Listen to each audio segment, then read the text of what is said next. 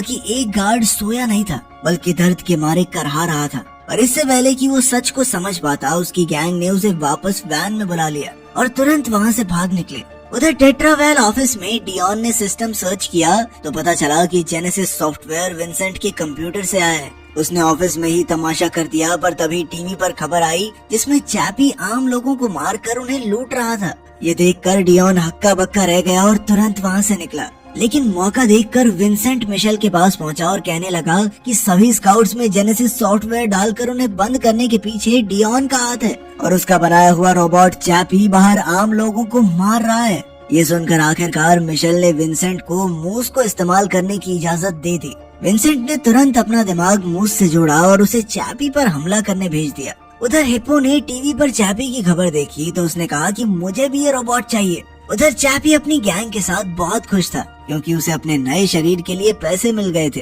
और तब निंजा ने खुलासा किया कि इस तरह उसका शरीर बदलना मुमकिन नहीं है और उन्होंने चोरी करवाने के लिए चैपी से झूठ कहा था।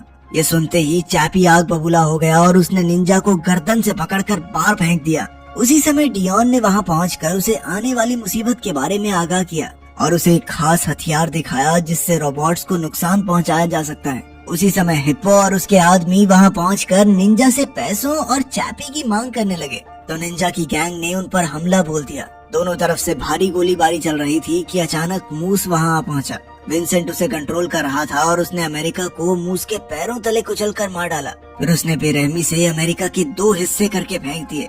इधर निंजा मूस पर गोलियां चला रहा था पर उसका कुछ नहीं बिगड़ा। तब मूस ने आग से वार करना शुरू किया तो निंजा भागकर छुप गया। इधर हिप्पो और उसके आदमी भी मूस पर गोलियां चला रहे थे तो विंसेंट ने मूस को उड़ाकर उन पर बॉम्ब से हमला कर दिया जिससे सारी गैंग वहीं खत्म हो गई। बस हिप्पो ने जैसे तैसे एक पाइप में घुसकर अपनी जान बचाई।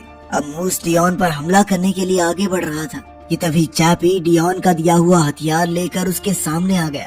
उसने चुपके से मूस के शरीर पर एक बॉम्ब लगाया और फिर उस पर वार कर दिए। उस धमाके में मूस की बाजू टूट गई। तब मूस ने भी चैपी पर जबरदस्त हमला किया जिससे चैपी गिर गया और उसके हाथ से डेटोनेटर छूट गया। अब हिप्पो फिर से बाहर आया और निंजा के साथ मिलकर मूस का मुकाबला करने लगा। इधर चैपी ने दीवार तोड़कर योलैंडी को अंदर पहुंचाया। वहीं निंजा और हिप्पो मूस के कैमरे तोड़ने में कामयाब रहे जिसके बाद विंसेंट ने उसे हवा में उड़ा दिया। अब डियोन ने अपनी वैन में भागने की कोशिश की मगर हिप्पो ने उसे रोक लिया।